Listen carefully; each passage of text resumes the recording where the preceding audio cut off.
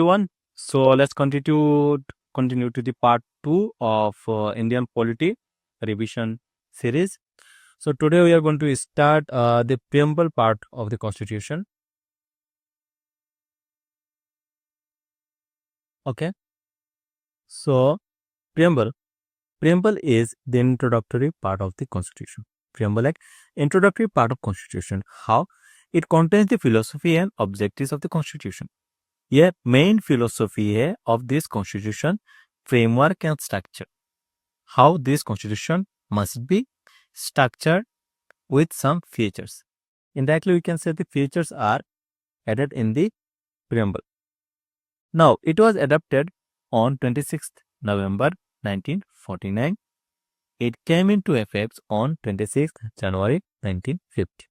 Okay, इसको adopt कर गया था 26 नवंबर 1949 को और ये एनफोर्स किया गया था, ये लागू हो गया था 26 जनवरी 1950 with the people of India. Okay, coming to next. There are the main important words of the preamble. The words of the preamble and their meaning. First, sovereign. Sovereign means we are sovereign. Means India is not under control of any external powers. We can maintain ourselves, we can control ourselves, we can self-help ourselves.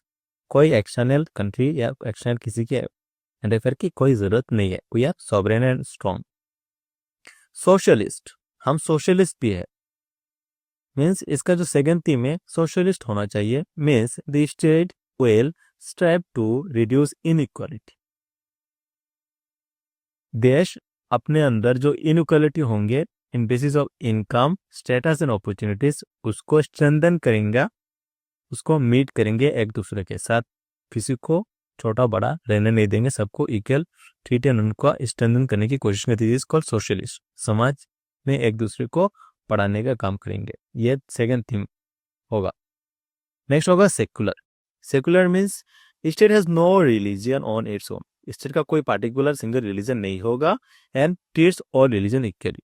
And सारे religions को equally respectful way से treat किया जाएगा. Fourth, democratic होगा. Means government is elected by people to free and fair election. Government को people के द्वारा elect किया जाएगा. कोई मोनार्क नहीं होगा, कोई हायरकी नहीं होगी.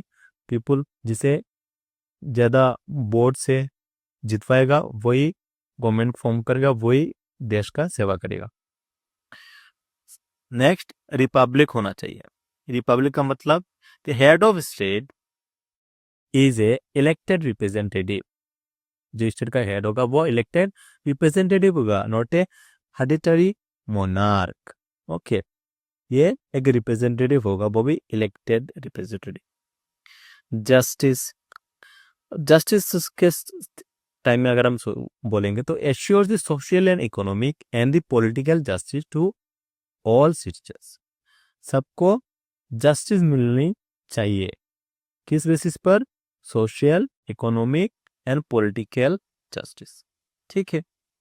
लिबर्टी होनी चाहिए. किस बात की लिबर्टी होनी चाहिए? Guarantee of freedom of thoughts, सोचने की, एक्सप्रेशन, बोलने की, एक्सप्रेस करने की, बिलीव, कुछ भी विश्वास करने की, फेथ, जिसमें हम अंधा विश्वास कर सकते हैं उसको फेथ कहते हैं, एंड वर्शिप मीन्स जिसको हम पूजा कर सकते हैं. ठीक है. ये आज़ादी होनी चाहिए. ये सबके लिए इक्वल होगा. Next, equality.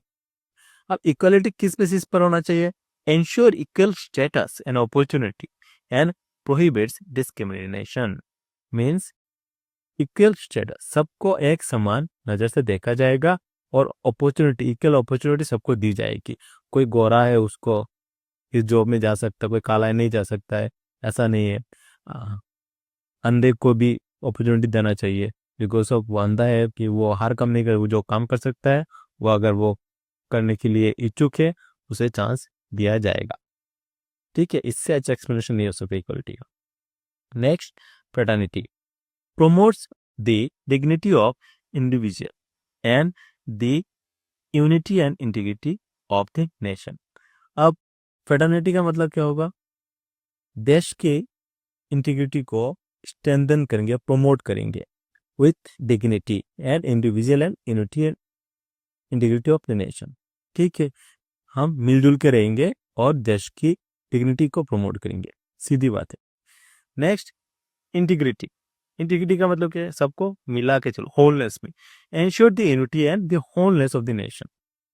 ठीक है। Next, feature of Indian constitution. अब जो फीचर्स है उसको डीपली हम समझते हैं। पहला फीचर्स ये है कि जो इंडिया का कॉन्स्टिट्यूशन है वो दुनिया का सबसे लेंथीएस्ट रिटन कॉन्स्टिट्यूशन। नेक्स्ट, ये रिजिड येट फ्लेक्सिबल। ये रिजिड भी है और फ्लेक्सिबल भी है।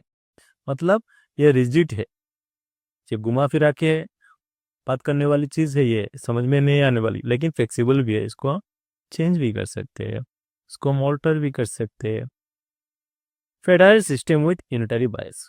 फेडरल सिस्टम होगा, फेडरल सिस्टम मतलब अलग अलग स्टेट होंगे जिनके अपने अपने नीड्स होंगे, अपने अपने इंटरेस्ट होंगे, अपने हिसाब से स्टेट को चलाने की, या फिर जितने भी कम्युनल कम्युनिटीज होंगे उस स्टेट के, वो अपने इंटरेस्ट में रहना चाहेंगे। They can stay and unitary bias, but एक यूनिटरी बायस के साथ वो रहेंगे। ठीक है। Parliamentary form of the government. Next क्या आएगा? Parliamentary form of the government आएगा। गवर्नमेंट को एक पार्लियामेंट होना पड़ेगा जिसके बेसिस पर गवर्नमेंट चलेगी। नेक्स्ट, सिंगल सिटीजनशिप होगी, not dual citizenship. Independence judiciary. एक जुडिशरी होगा जो इंडिपेंडेंट होगा, जो अपने हिसाब से लॉ को देखेगा कि ये राइट है तो राइट है, रॉन्ग है तो रॉन्ग है। अगर रॉन्ग है तो जो भी लॉ पार्लियामेंट में बनाया गया है, या फिर कोई भी लॉ ऐसा है, या फिर किसी भी लॉ या रूल्स को तोड़ा गया है, दी जुडिशरी अपना रिव्यू सेक्शंस लागू कर सकता है, उसको राइट या रॉन्ग वर्क है उसको कैंसिल कर सकता है, और उसको, और कोई चीज़ पहले राइट था उसको रॉन्ग बोल दे गया, उसको फिर से रिव्यू करके उसको राइट किया जा सकता है। That is called the independent judiciary power. ना fundamental rights.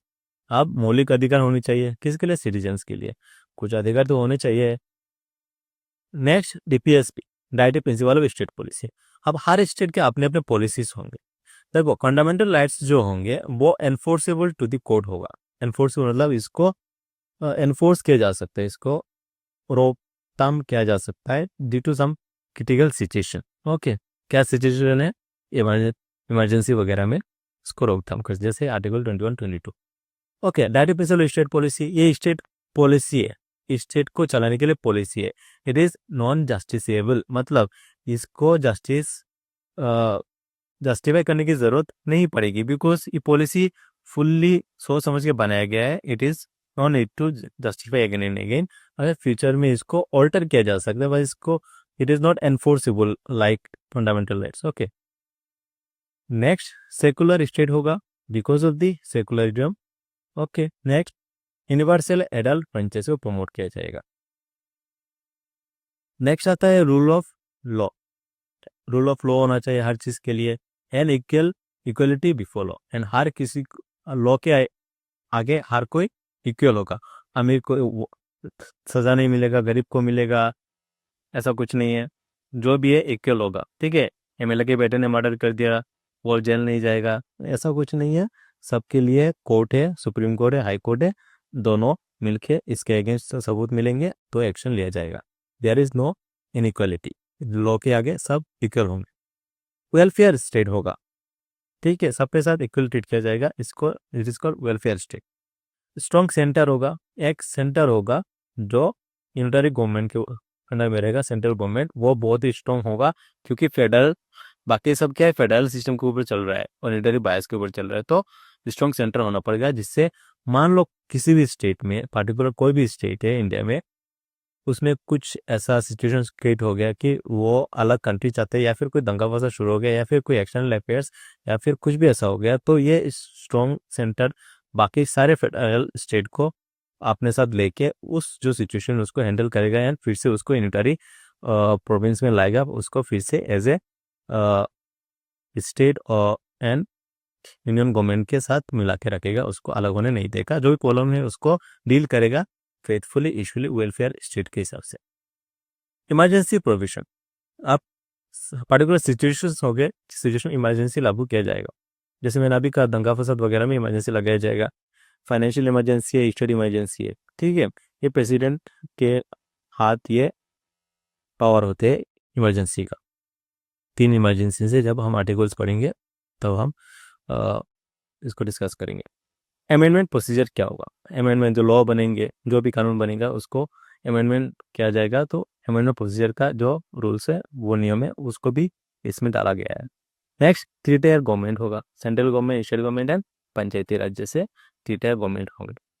Integrated and independence election commission होगा। अब इलेक्शन कमीशन होगा वो इंटीग्रेटेड भी होगा और इंडिपेंडेंट भी होगा, मतलब वो कंप्लीट इलेक्शन को वो हैंडल करेगा। फ्री एंड फेयर इलेक्शन, मतलब किसी के ऊपर रेम नहीं किया जाएगा, जो गलत है गलत है, जो सही है सही है। इसको कहते हैं इंडिपेंडेंट इलेक्शन कमीशन, ठीक है। ये कॉन्स्टिट्यूशनल बॉडी है। नाउ ऑफिशियल लैंग्वेज क्या है इंडिया का? ऑफिशियल लैंग्वेज हिंदी और इंग्लिश होंगे। अब हिंदी जो है कौन सा वाला हिंदी? देवनागरी वाला Hindi, Devanagari, okay. Next important fact, added by 42nd amendment act 1976।